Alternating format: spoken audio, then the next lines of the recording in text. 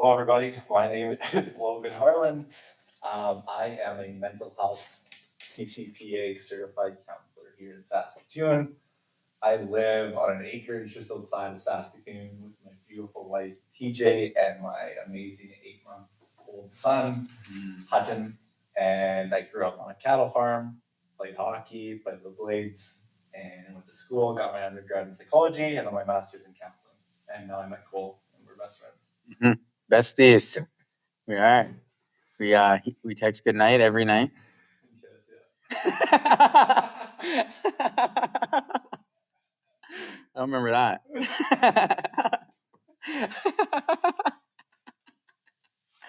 Oh man! And you played pretty high level hockey. Yeah, so played some hockey.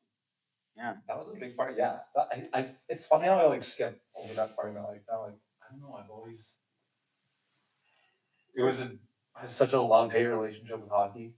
Mm. It's like it's almost easier sometimes just to skip over that part really quickly. Like, yeah, I used to play hockey, not a counselor. I just feel like What's the hate? the hate is the person I became as part of that culture, and I shouldn't blame it on the culture.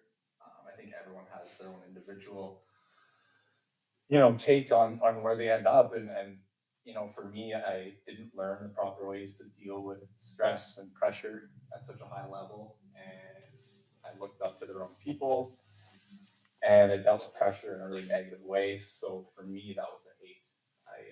I turned into someone who lived by their own values that I wasn't raised with, and yeah, I think I turned into the stereotypical hockey player, to be quite honest with you. And once I was done hockey and realized that hockey wasn't going to be a career, I fell apart as a person because, my whole life and being my whole career, my whole training, my parents' money, my family's support, billets money, billet support, like this was all connected to the NHL.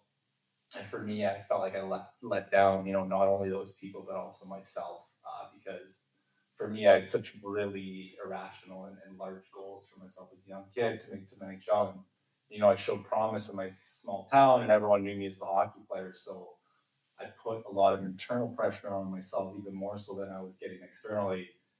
And, at the end of it, I just kind of crashed and burned for a couple of years. So that was the hate part of it. But it was also like early on, I learned lots of good things. I built relationships. I built, resiliency, hard work, toughness, I guess you can call it. And so there was a lot of benefits to it, but at the same time, I felt like at the end, there's probably more loss. When did you stop playing hockey? I guess it was 2019, I played my last year for the University of Regina Cougars in my first year at university. And it was that year I recognized that I could not handle both school and hockey, and I never learned the tools like time management or studying or any of that kind of stuff. So for me, I just crashed and burned, had terrible burnout, and got really badly into drugs, alcohol, and it was a bad dark time. So I got myself out of it with a lot of support from my family and friends, and found the right counselor, which inspired me to do what I'm doing today. And what did that journey look like? Going from hockey to counselor. Yeah, it's still part of the journey. Yeah. I'm still, this is only my, I guess, year, 1.5, 2 for counseling. And it's been a huge change. I mean, there's a lot of the same battles in terms of like showing up every day consistently with a good attitude and working my tail off. But at the same time, there's tons of changes, like learning to deal with people, learning to sit and be patient and have mental resiliency, and learning to, pass on a lot of the tools and struggles that I dealt with onto, these young hockey players that are dealing with a lot of the same shit that I dealt with. I feel like when I think of being a counselor or being a therapist, I always think that would be such a difficult job, like a difficult position to be in, difficult to like. I don't know. How do you work with somebody and not become like invested? I don't think anyone would ever think about this all the time. And they do lots of training about like not becoming overly biased or too involved with the clients.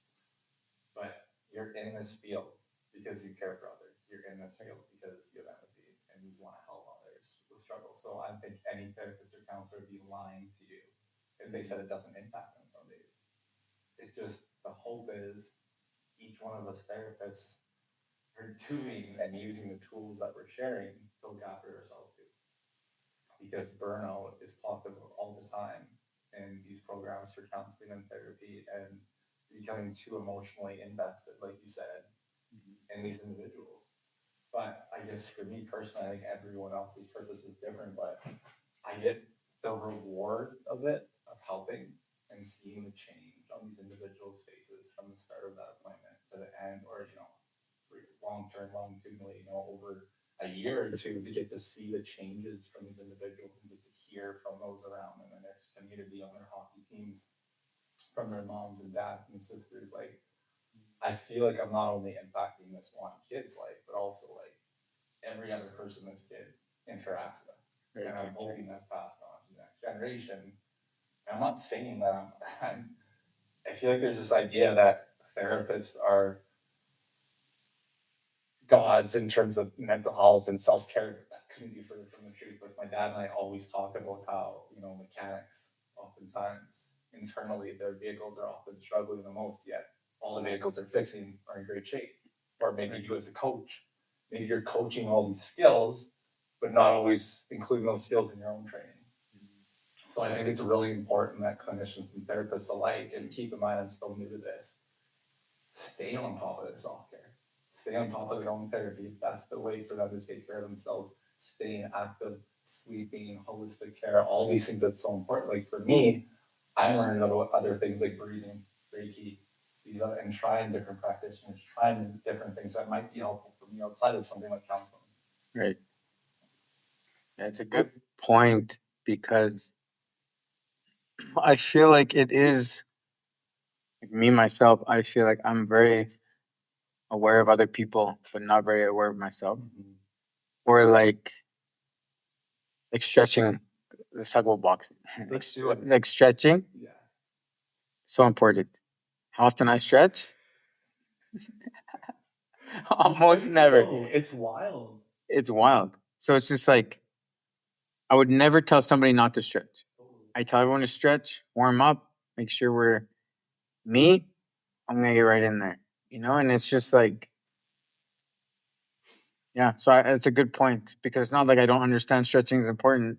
It's just that I feel like I don't know. I don't know. I feel like I'm just I'm fine. But that's exactly right. But they're saying the exact same thing. Right. Yeah. But no, it's an interesting world we live in. But then you look at like a doctor, and I wouldn't say all doctors are in the best physical condition. Or like I've worked with, accountants, and they might be struggling with their finances. Right. And it's like just because you're able to help others and support them in their struggles or whatever they're doing in life does not always mean that person's on top of their shit. Yeah. So I think it's important for whatever field you're in to be introspective and look internally and ask yourself, like, am I looking after myself? And like for me, that's something that's been really important for me lately because I have to deal with a little bit of burnout earlier on in this career because it is a lot. It's a lot to take on. So I think it's like anything else in life, it's a journey, and I'm learning as I go on to take care of myself because it's a new career. And I think every career involves different types of self care and ways to look after ourselves. So what do you say when another thing that I think about is like, do you ever? I don't know the proper way to say it without sounding like you're like abandoning somebody, but like, do you ever recognize like maybe this person isn't ready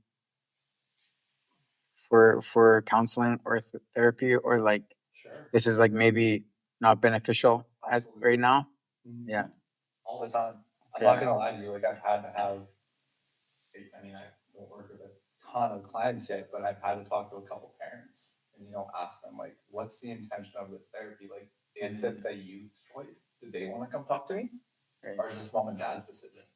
And I find that too in relationships. Maybe the wife or the girlfriend is pushing the husband, and I shouldn't say it like so sexistly, like it could be the other way too, where the husband's pushing the wife to go to therapy. But if it's not on your own to change and it's not from inside, there's not a good chance that that change is going to happen or last.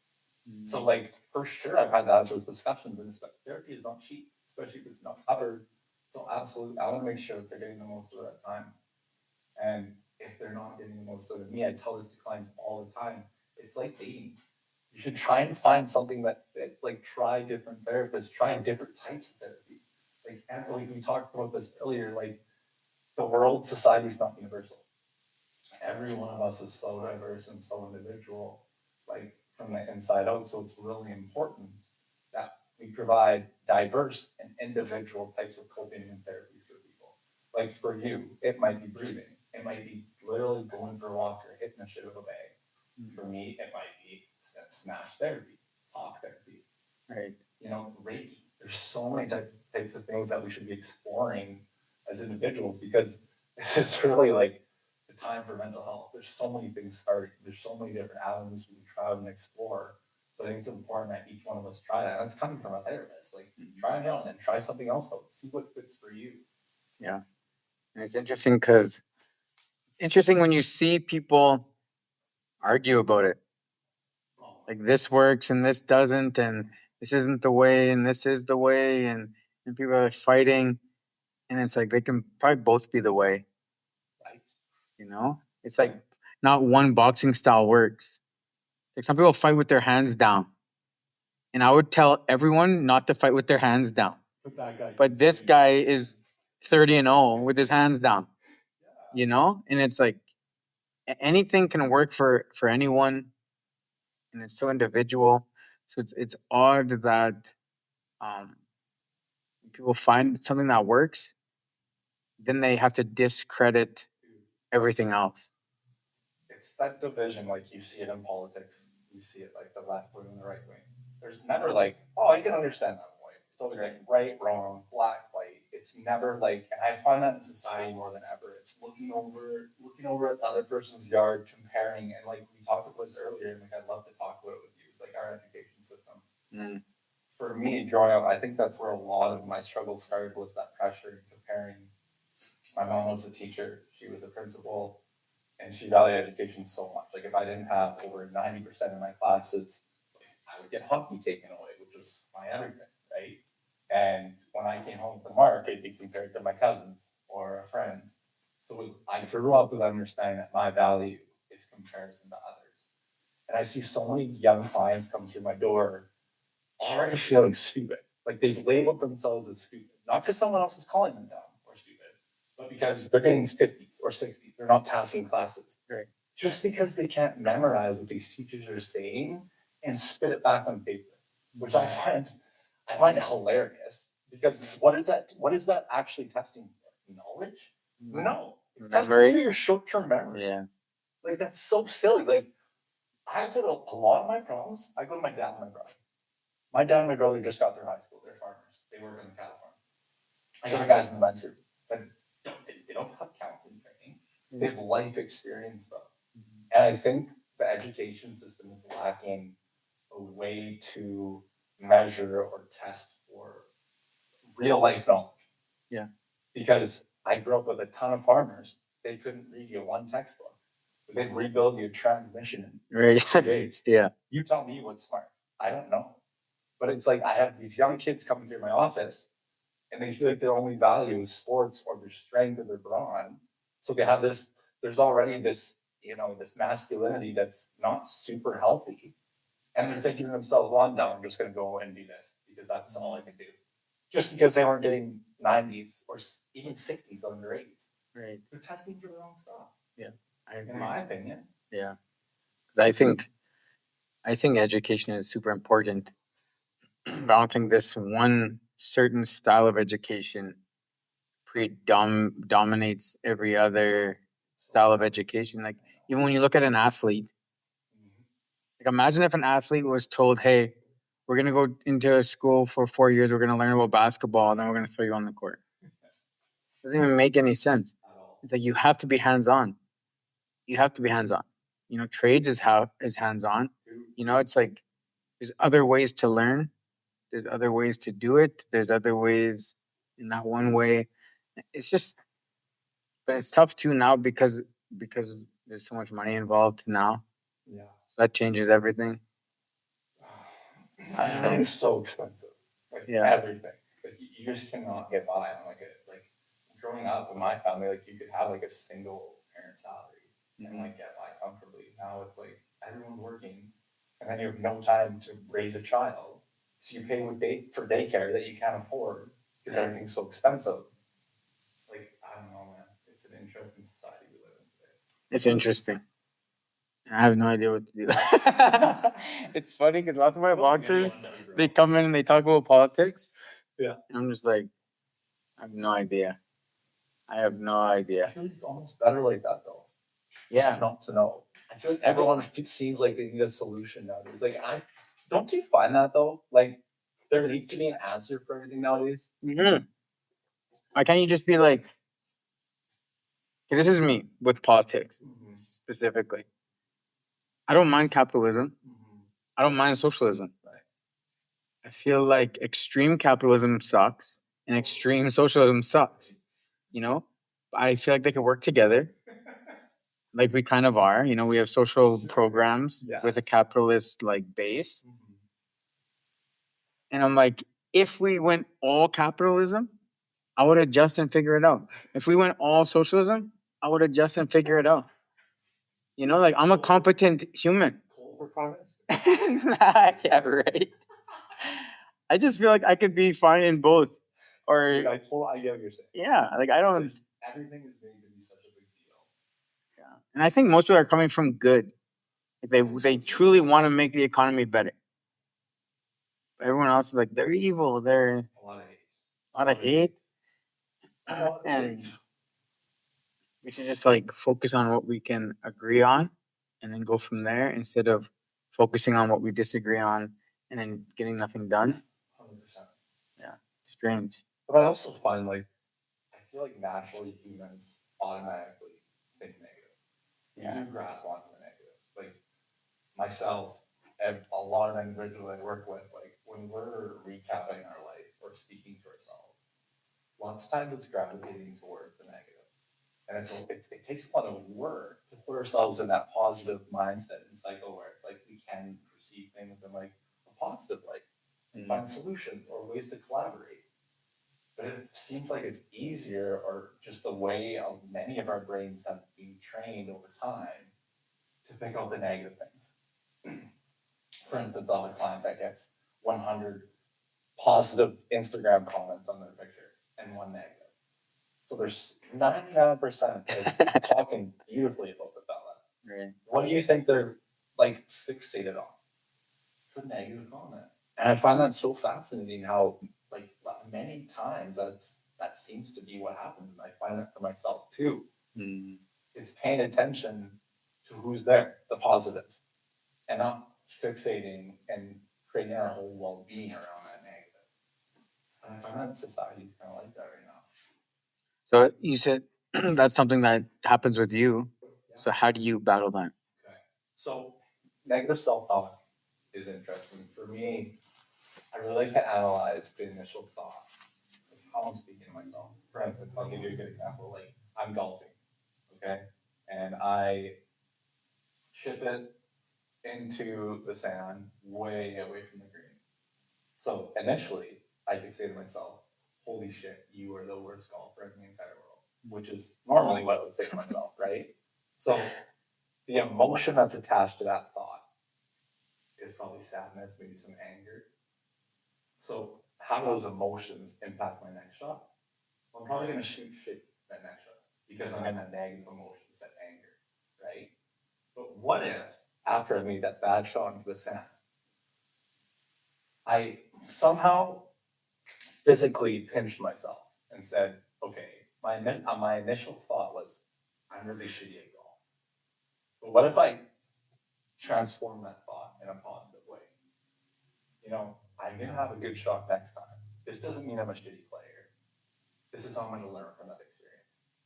If I have that thought to counter that negative thought, instead of being sad or angry, the emotion attached to that thought, now I might feel a sense of joy or excitement or confidence in myself, which then makes my shot or the behavior attached to that emotion probably a good shot or a positive one.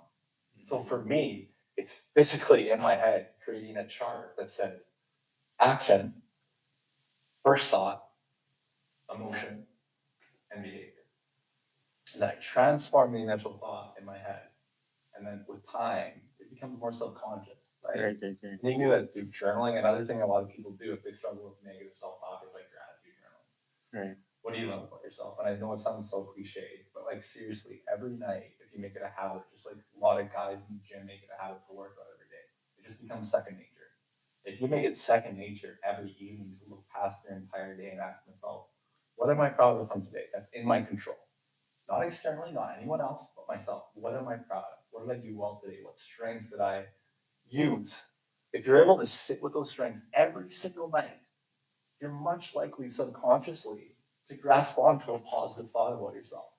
It takes time and effort, though. I tell guys, like, it's like when you go to the gym for the first time and you do bench press. I remember the feeling myself. I was 14 years old. I literally tried to do a 45 on each side. I was like, this looks fucking easy. I'll tell you what. Probably heavier than you. Oh my God, dude. And I just remember feeling so like, I left the gym and I was just like, I can't do this. This is so uncomfortable for me. I don't know why guys make this look so easy. I can't do this. And that's lots of times where I find these young kids who try journaling one night. They're like, this is fucking ridiculous. Feels uncomfortable. Feels like school. Feels like homework. And I don't feel like I'm growing at all. That's because you've done it one time, just like the one bench press you did. Of course it's going to be hard. But with time and consistency and resiliency, that can become second nature for you to think more positively about yourself. But it's effort and time. And I just think people talk about how closely related mental health and physical health is. And that couldn't be more true. It's so true. Just like you have to stay consistently working out, running, whatever it is to keep in shape for hockey, racing, boxing, whatever it might be, you have to stay consistent with your mental health too. Right?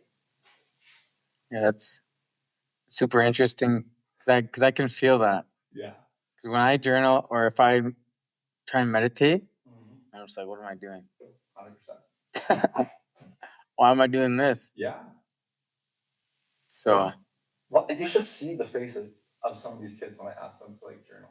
Like I think they instantaneously think homework or diary. yeah. They're like, It's a journal, not a diary. you gotta get the leather top so you know it's manly. The strap, the buckle. Heck yeah. That's so funny. That is funny. That's good. So do you think do you work with a lot of youth then? Yeah, primarily. Youth to like, I guess it's the same thing. Yeah. So it's like basically 10 years, 12 years old to like 20 is the wheelhouse that I mostly deal with. But I do deal with a little bit older too. So what do you feel like like when you think about like strength or like even like resilience, becoming resilient, how do you even for me being a new dad, like how do you go about building resilience in a child? In your child. In a child. In a child. I mean, because like every kid is gonna go through stuff, and like all their capacities to handle things are different, and some might go through deep, heavy stuff, and some might not go through much at all, but still break. So how would you start to even build that? I think the first thing to understand, I think for personal resiliency, like for me personally, is to be honest with yourself. I think so many people out there today are lying to themselves constantly. And I do too. I think we're all victim of it. Like you have to be honest with yourself. If you are struggling, if you aren't handling things the right way, like that's the first step to building mental resiliency. For a kid, like we talked about it earlier, the biggest thing I've noticed with kids is like we have to redefine and examine a challenge. Like I was raised, my dad taught me, you're not a failure, like on the farm. Like when you screw up with something, like fixing something, and the vehicle doesn't run the right way, you don't just you're not a failure. It's not done. You can fix the vehicle and get it running again. but you got to go back to the problem and learn from the first challenge that you had, right? Where I find like a lot of times now, there's a challenge, and it's like, okay, we failed because we had a challenge and we weren't able to accomplish what we needed to during that challenge. Instead, I like to redefine that for these kids and say, let's ask ourselves how we're speaking to ourselves when we don't accomplish what we want to accomplish. Are we a loser? Are we defeated? Are we? There's so many things we call ourselves, right? But if we can start to tell ourselves, like, this is a learning experience, I know what to do differently now, and I'm going to prove it to myself the next time. That to me is the first step to resilience, is proving to yourself that that challenge hasn't overcome. If I work with competitive kids, don't let the challenge win. You're losing every time that you feel like a failure and give up. You're losing. But every time you go back, that's a win. That's a win. That's a win. That's a win. But if we consistently feel like a loser every time we fail, or every time we try a challenge and see ourselves as a failure, we're never going to build that resiliency or confidence in ourselves that we can overcome challenges. Or at least that's how I see it, right? You've okay. There's I just read this today actually, Yeah. and I was um, but they're talking about even like things happening when you're a kid that you attach to. So the example was the kid was eating, Okay. or they're eating supper made by his grandma, Okay. and then um, said he was full, Mhm. and then the grandma said, finish your supper. And then she said, there's look, there's kids in Africa that are starving, Yeah. and then uh, so the kid said okay, and then finished, and then like down the road, eating at a restaurant, would finish, would ignore his body of being full, and he would always finish his meal, and it was all based on the shame that was put on him by his grandma, without the grandma even knowing what it was. But now this kid had this emotional connection to this memory of being shamed for being full. Right. And how often do you think that happens? Because that's what I think Thought about that. about kids, is all that stuff that's happening to them. They don't even know it's happening to them. Mhm. So it's like, for feeling like a loser, or feeling like it's like at some point they don't even know what that is, but they're just responding because of what their parents are telling them, and then they'll get like this connection with this feeling Right. because their parents said something to them one time, and then they develop this emotional connection, Well, sure. and then it follows. Right, exactly, and then it follows with them till they're 30, and they don't even know that that's what it was. I feel like Many little things. Like, what is your question about that? Because that is really fascinating. I don't know. I have no idea. No, but it's so crazy how much of us are being influenced, lots of times subconsciously, by things we didn't even recognize as children. Right. Do you ever think about how you might be impacted today by how you're raised? Do you get asked to finish your plate all the time? Yeah. Me too. Yeah. And Yeah. do you struggle with it? I mean, I think a little bit. Yeah. Like not to like an extreme extent, but even with boxing, like being in that sport where you're cutting weight, you kind of build unhealthy relationships with food, because you're 3 4 months of like strict, and you're cutting weight, and then you win your fight, and then you just go on this binge. I find a lot of sports like that. Like, I've heard of stories of athletes like being waken up by their parents, like offensive linemen or defensive linemen being waken up by their parents to eat like 2 Big Macs in the middle of the night, like on this really, what do you call that eating? Like, that's a really, there's a word for that. It's like really unhealthy eating. You're just gaining weight or losing a lot of weight. Like, it's super unhealthy. Right. Do you find that, because you probably had to do that a lot? For hockey, was less of a thing.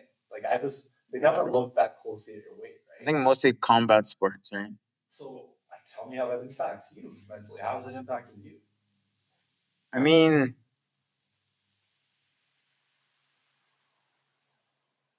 I don't know if I don't know.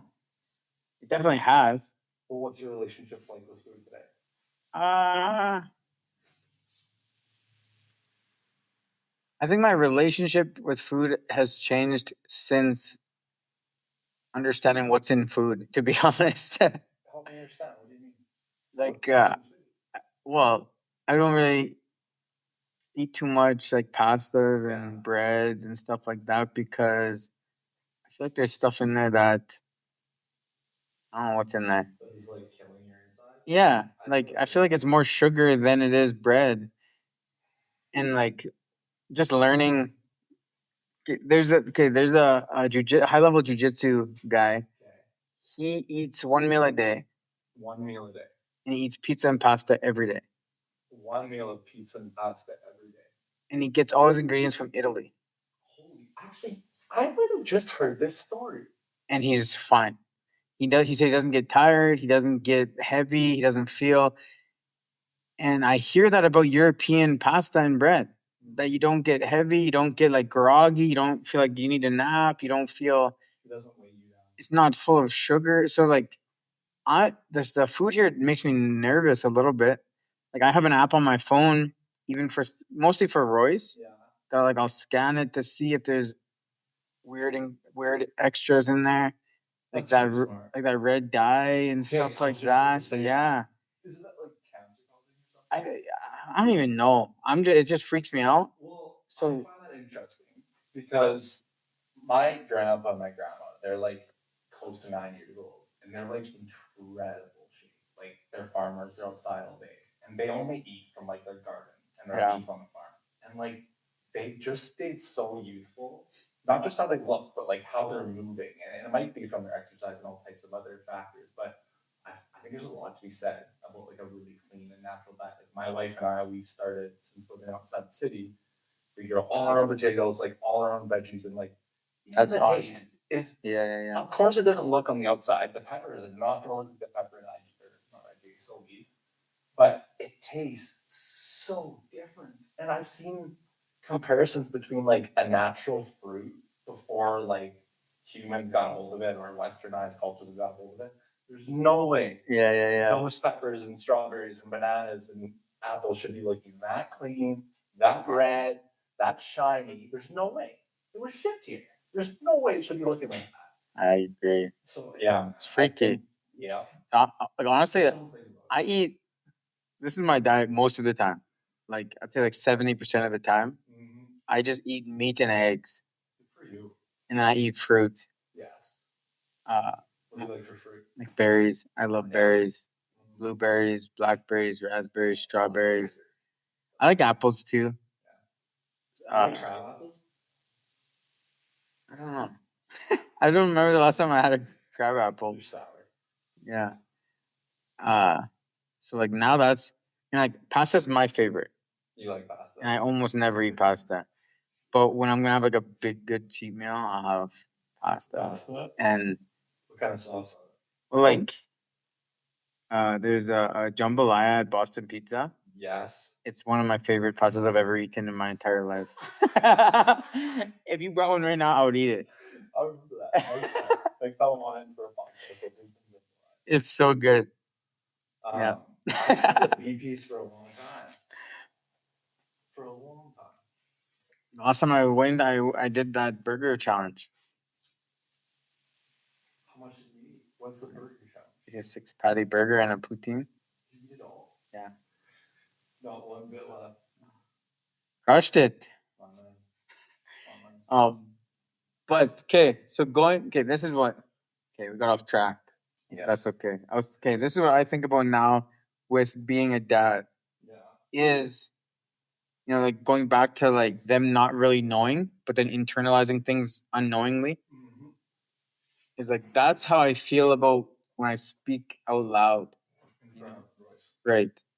So because I want him to be obviously strong and competent and like uh be able to take care of himself and um you know be disciplined and all that stuff.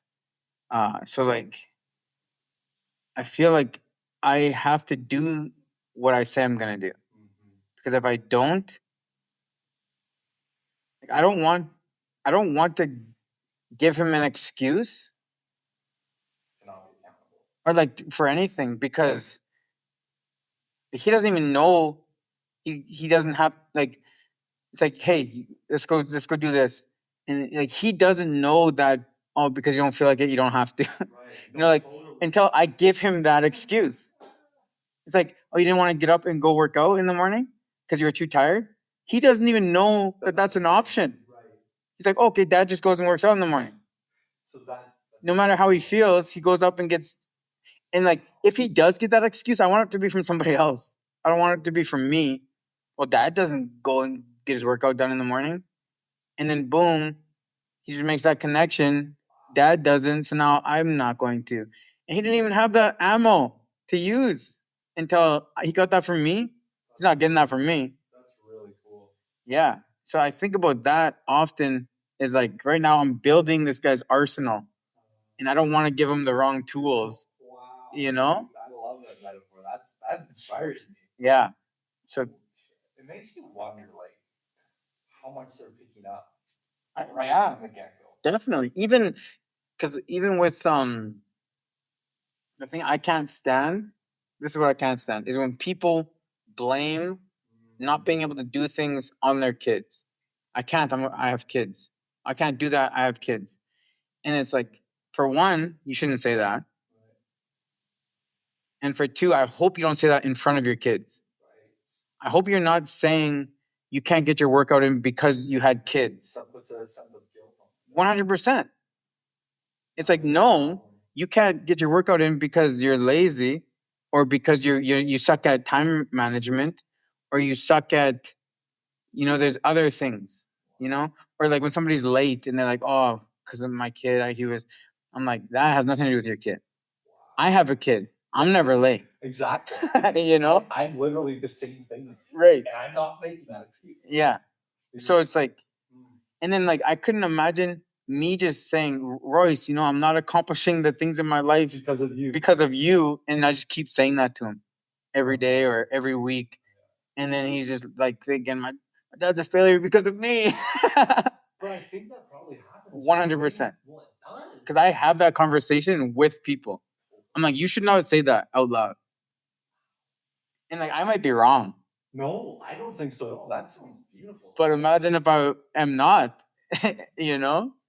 So, like, you should be saying, like, hey, I work out because I have a kid.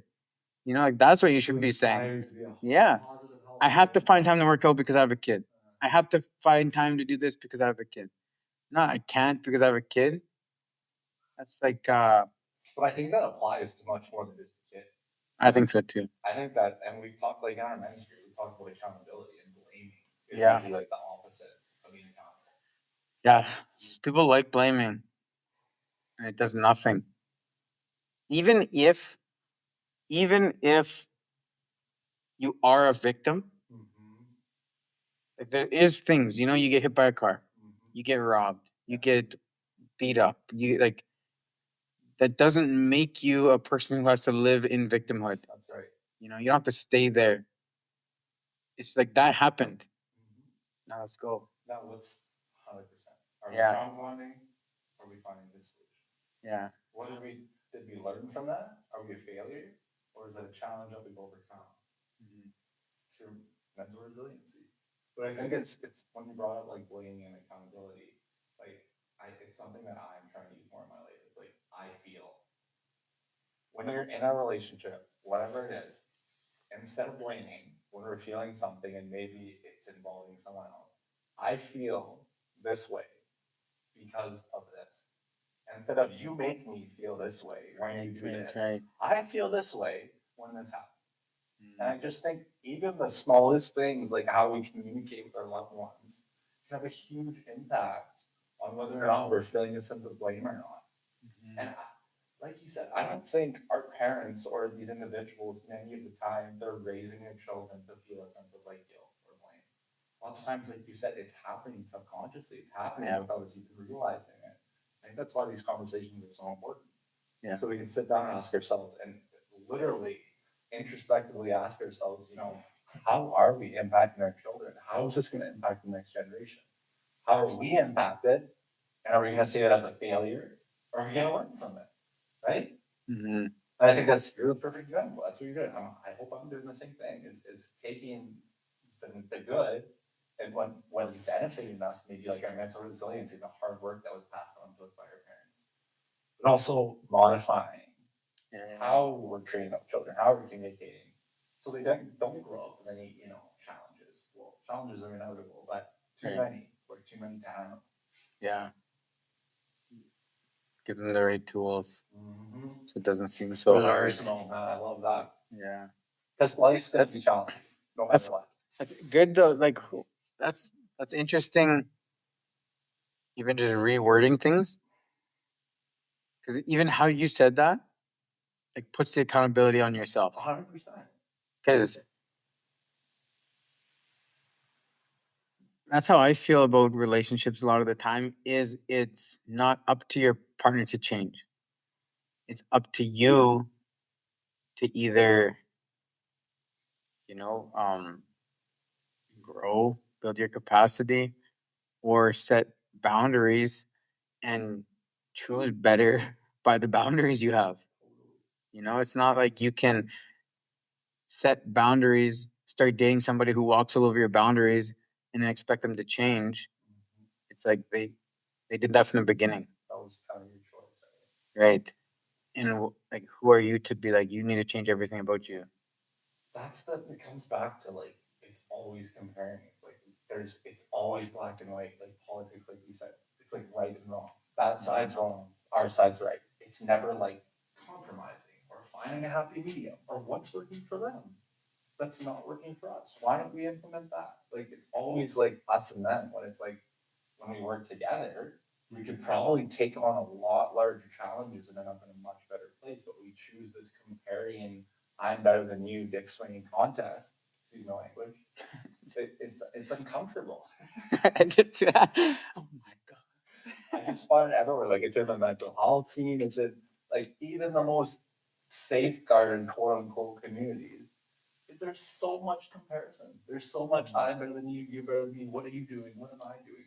Why? Yeah. Why can't we work together to create something beautiful and create a society that's beautiful? Because we all need first and second and third place. We all need, even though I'm 17th place. It's okay. It's okay. It's okay. But I just, I don't think any part of society is safeguarded from like that comparison. But it's like, why? Like, I was always raised, and I'm not trying to sit here and act like I don't compare myself, because I do. I think we all do. But if as humans we need to compare, why not compare to ourselves? You get what I'm saying? Like we talked about, we're all so different. Why in the hell would we compare with people in such uneven playing fields? It's ridiculous. It's like, I don't know, man. It's an interesting society we live in. I find it to be pretty negative a lot of the time. But I think conversations like this and a sense of accountability, like we talked about, is so important to learning how to create positivity. Even with comparison, you can positively compare. Sure. And then it becomes fine. It doesn't have to be from a place of like hating yourself. Like, why can't I be like that guy? You actually told me something interesting, and if you want to get into it, when you talked about boxing and how I remember I was talking, I must have said like it must feel so devastating to lose, and like you corrected me on that. You're like, you kind of talked about how like it's learning, like you take that to the next fight, like you can't. Like the first fight, you said most people come out so hard, and it's not a good experience for them. No. If every one of them took that experience and thought, I'm a loser, I'm a failure, I can't do this, there would be no boxers, there would be no Mike Tysons, right? There would be no you. So it's like, I think you're a beautiful example of resiliency, and boxing is probably a good tool to work on resiliency, no? Yeah, it's like it's funny because hockey. Imagine losing a hockey game and then quitting and saying I suck at hockey. How silly does it sound? Right. It's the same. I tell people that it's exactly the same as. Have you like what's the sport you play in high school? Basketball. Have you lost a game? Yeah, that's it. Was You life know over? that. Yeah, it's like. But then it's so it's like the intensity is 10x because you're the only one. That's right. So you can't blame. You can't say, "Oh, this guy isn't as good. This guy did this." But at the same time, it's like another thing, another issue I have is people don't want to do a fight until they feel ready. So it's like, what sport have you ever played where you trained for 5 years and then played one game? That's true. You practice and then you play and then you practice and you play and then you get better and then you realize what works, what doesn't. You throw away things, you pick up other things. It's like it should be treated like every other sport. That's what amateur boxing is for. It's glorified sparring so you can practice so that when you do go to provincials or nationals or an international tournament, you can do well at those ones so that you can get picked for the national team or the provincial team or the Olympics, you know? But it's like if you're planning on training for 12 months to do one fight every year, it doesn't matter because you're not going to understand like what it's like to be in there. It's just different. The anxiety you get, the rush, the people watching you, it's not the same. People who are in the best shape will gas out in the first 30 seconds and get beat up in their first fight. So is it a lot like other sports like hockey that I'm most familiar with, where you're supposed to replicate as much of the game in your practice, in your training? Like you're sparring, you should visualize yourself, put you in the most realistic game like or fight like scenario. So you get a sense of like, and it will never be the same, right? Your endorphins and adrenaline will never feed you the same way as a real event would. But do you try to help guys like visualize or put themselves in the ring like they are in the event? Yeah, because like what I try and tell people, like most time we spar light, probably 90% of the time, and then sometimes we'll do like hard, because you got to get hard, hit hard before you it happens in the ring. Because you don't know, you don't want to learn how to get hit while you're in a fight, and you're like, oh, I don't like this, and you just realize right there, this isn't for me. That's not the place you want to learn that. But the problem with sparring light is you think you're getting away with things that you're not going to get away with in a real fight. So somebody touches you and it's just like this. It's just like touching you on the face, and then you like keep going like. But if that was an actual, your head would have snapped. You would have stopped your whole body. Your motion. You would have been dizzy for a second, and people don't realize that hey, like, get your hand up, and then they'll go yeah, yeah, and it's like I'm not saying get your hand up to buck like if that was for real, you could have got dropped, you could have got rocked, you could have. But you're sparring with a friend who you've been training with, and you're laughing because he got like you have to pretend that that would have hurt a lot, Totally. you know. And I don't think a lot of boxers do that. Take it seriously enough. Yeah. Um, to understand that what's going on there, uh, So, which is tricky. some boxers who are really good sparrers, but not good in events. Yeah. So 100%. Call that practice players. Yeah. And they're the players that they can walk through the whole team in practice and they look so good. Like if there's a scout watching the team, they'd be like, that kid is making any shot. But then once the game starts, Yeah. they're nowhere to be found. Because all of a sudden the game brings contact. Yeah. We aren't buddies out there anymore. It's a totally different game. That's funny. There's a comparison between hockey and I would honestly say like 60% of really good people you see in the gym will never fight or never fight at a high level. It's just that everything goes out the window when they get in there when the pressure's on. Um, whether it's anxiety, whether it's just like they don't have that killer instinct. Because that's another thing in fighting is like you're hurting somebody. and you have to be okay with hurting somebody. That's very So true. you hit somebody and you see them like, and then you're gonna hit them again. I've never had it in me, bro. No, and most people don't. You? Like I just see it as a sport. Like that person understands what they're. That's true. They signed up for this. Yeah. Just like you did. Like So you don't cringe in MMA when the ref is literally like this, like holding him back, and that guy comes through with a forehand right to the dome. That I can't watch the screen.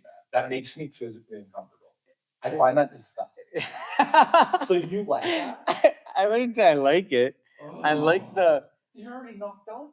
I like. Okay, but here's the thing. Yeah. Okay, you think that that's bad, which it is. Yeah.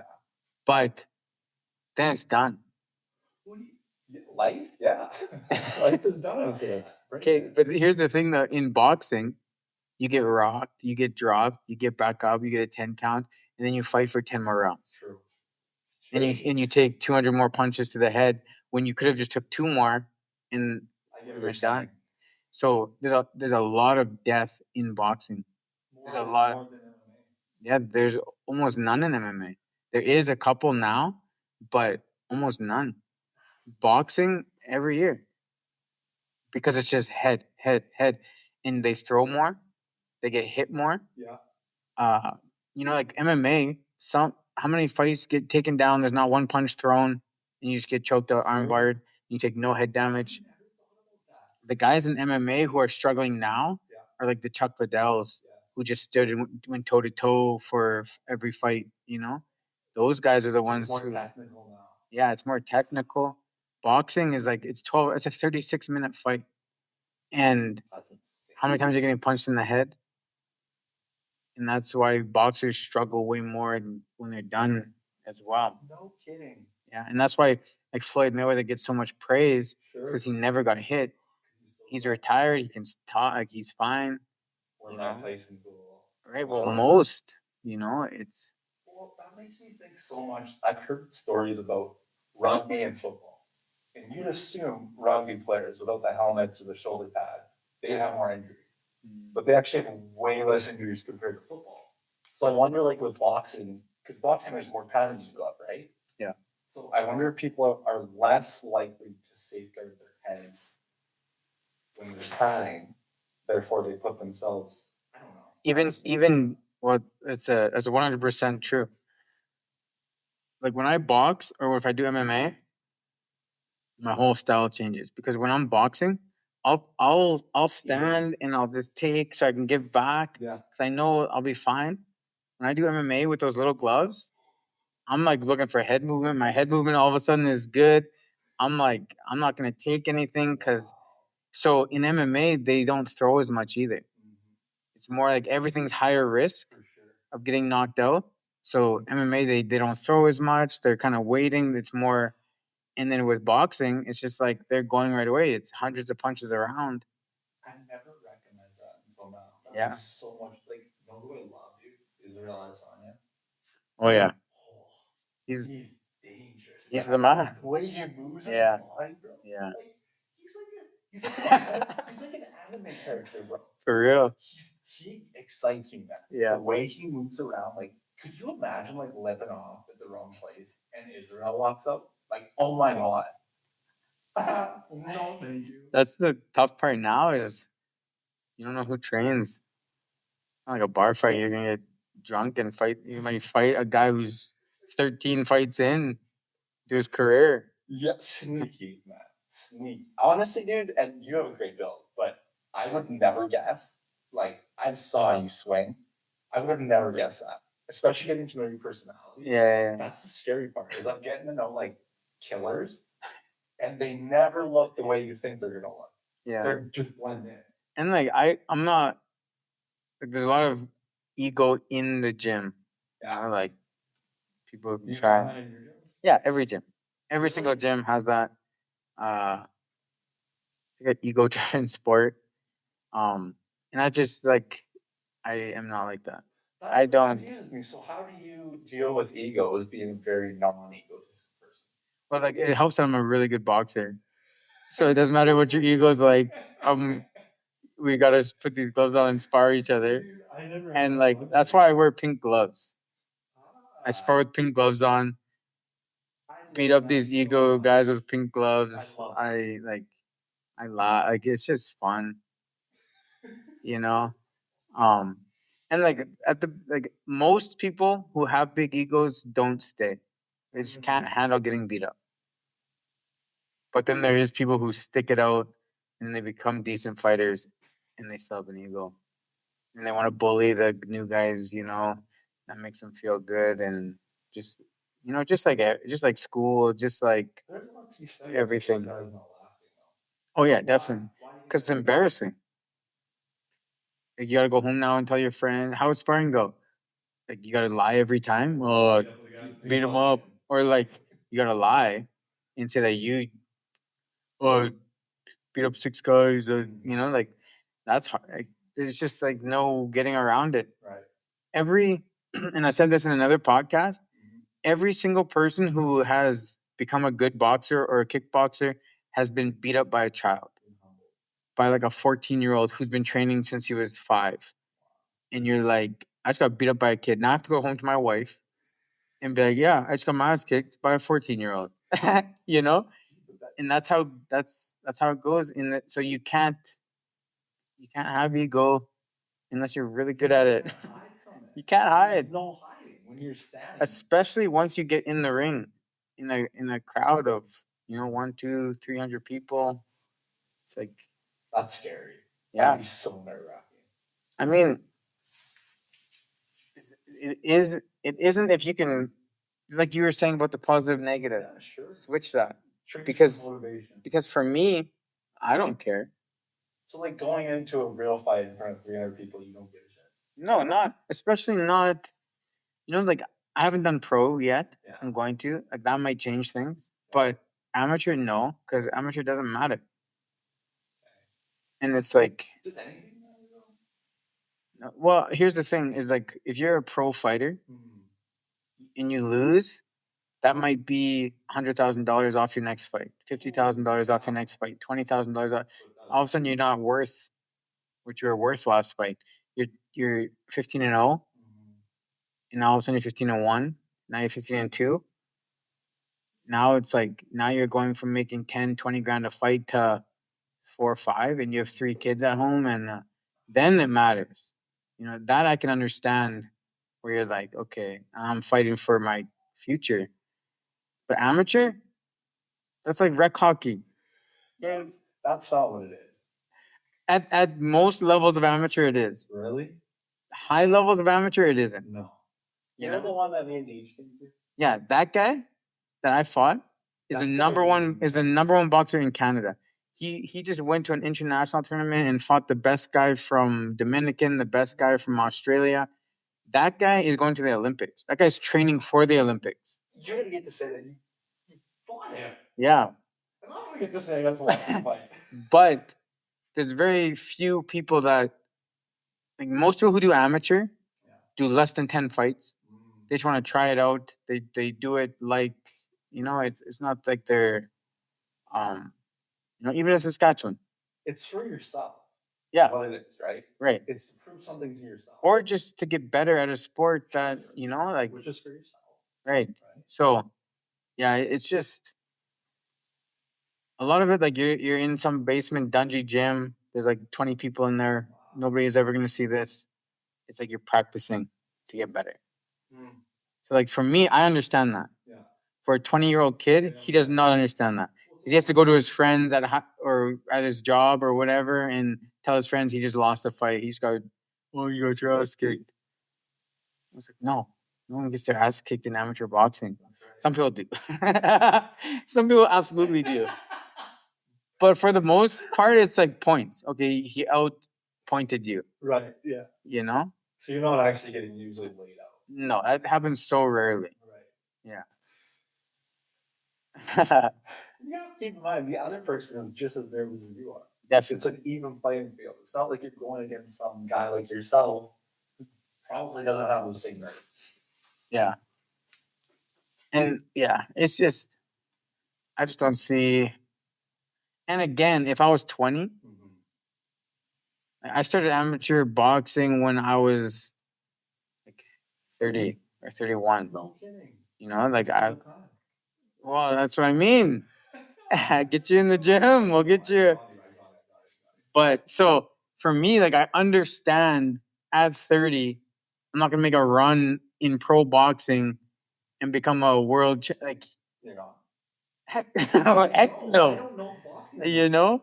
So it's like everything I'm doing personally is because I like boxing. It's for I you. like competing. I like competing. Like, okay, I got to see how I would do against the number one person in Canada. That's so cool. That's so fun. Yes.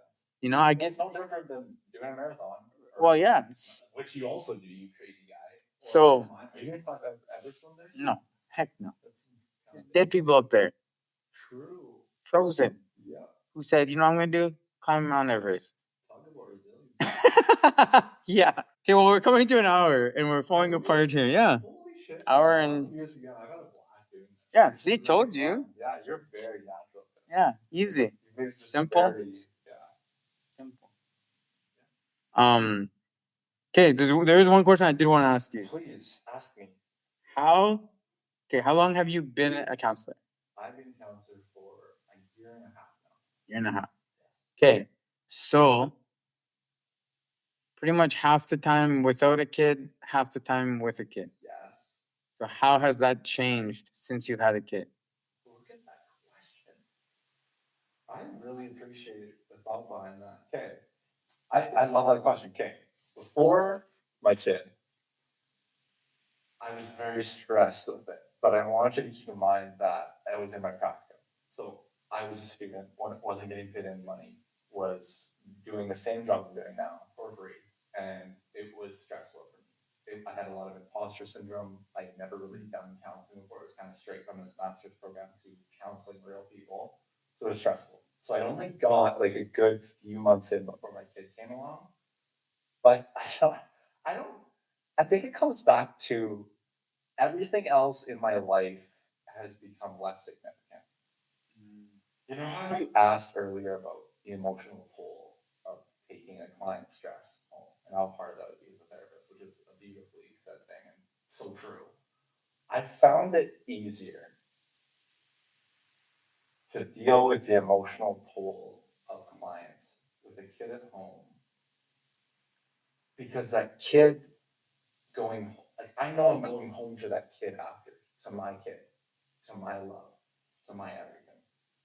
So for me, I found it easier to deal with the emotional and mental toll of the stress I'm working with clients because of the amount of love and acceptance and unconditional everything I have at home is just outweighs any of the worries or stress that were really heavy for me before. So I would say my answer to you is, and that, what a beautiful question. I think another change for me has been I look at life through a different lens. As a parent, I've really understood my own parents more. I have more forgiveness for them as being their first time on earth and how just like that, just like myself, it's their first time on earth and I was their first kid and it was hard and mistakes were made, but they are amazing parents. And I'm so grateful that I've had them in my life. So for me, I think I've been starting to see clients, especially the youth client, as more of a father, and not to the client, but I see life as more of a parental point of view. And I think that gives me more patience. It gives me more understanding because my son could do anything. I already know this at 8 months old. He could do anything in this world, and I would still love him, no matter what. Like, I don't give a shit what anyone says about that. He could do anything in this world, and I would still love my kid. And that I've never felt that unconditional love for anything, including my wife, including my parents. No offense to them. But I find that new perspective of love and family and life, it comes to my counseling field in a positive way. I feel like I give more space and time to people. I feel like I understand more, or at least I try to understand more. And I feel like I have more grace for what people are going through. Not that I didn't before, but I just feel like my perspective on life, which transitions to counseling, has truly changed for a positive. Great question. It's a great It answer. made me really think, oh my God. But yeah, so many, everything. Ever since I was a kid, everything's changed. My relationship with friends, my relationship with family, my relationship with my wife, my relationship with the afterlife, my relationship with my future and what I want, my goals in life have just changed. And it's now for him. I'm I just everything is for him. I want him to experience the best form of life he could possibly ever imagine for himself. I want him to imagine whatever he wants in life. And I want to support him. I don't want to do it for him. I don't want to give him it. I want to support him in any way. Just like you said, give him the tools for the arsenal now, early on, so he can live life and go through challenges yet still enjoy life. Because I find so much now, like if we can deal with challenges in a positive and healthy way, our whole life becomes surrounded by those challenges. Everything else becomes impacted by those challenges. We're never present, we're never mindful, whatever we're doing, sports, family, life, work, because those challenges supersede that in our minds. So just learning to safeguard ourselves from those challenges that will be here to give ourselves the best chance to live contently as possible and the most fulfilling way as possible. Thank you, so. That was a great answer. That's really good. I never thought of that before. Unconditional love, and you might have nailed that. I've never understood it until I'm a kid. You Yeah. can say you love someone. Anyone can say they love someone, maybe they do, but I will never believe you unless you're talking about your child. Interesting. It's evolutionary, it's something. My wife and I talk about it all the time. I want to eat my kid with cuteness. I would do a whole, I can't explain it to you. I'm thinking about it right now, and I want to grab this little chunk. Don't eat your kid. Don't eat your kid, okay? It's too much love that I can't even vocalize it. I think that's the meaning of life, is just having your own child and supporting them.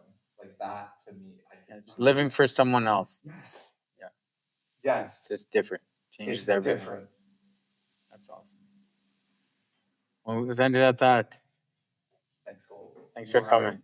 Someone who inspires me to be a positive man. You're someone who inspires me to be a patient man and someone who doesn't take life too seriously. Cole has always been something that and someone who I try to live like, behave like, think like, feel like, especially in moments where I feel overwhelmed with life, because Cole, and maybe he's just masking it like he says, but he handles parenthood, business ownership, part of a men's group. He handles his friendships and relationships always the same every time. And I feel like I could do anything and you would not. Like, do you have the ability to hold a grudge? Seriously? Do you have that in you? Have you ever held a grudge about someone? More than a day? I don't know. I have to think about that.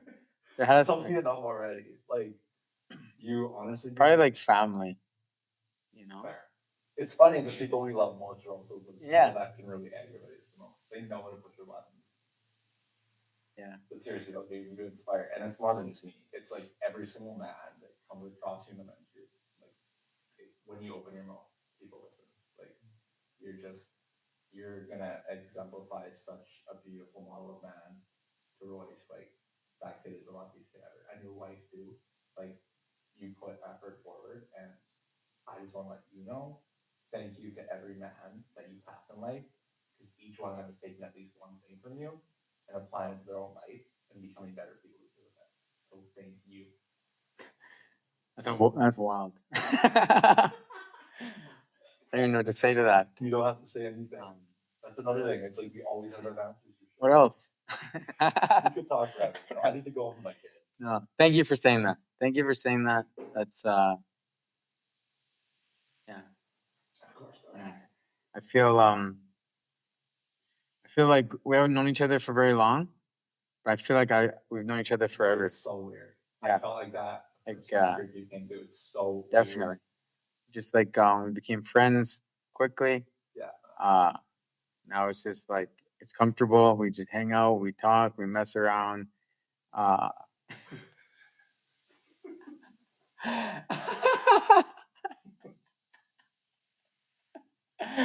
What's wrong with you? I'm still figuring that out.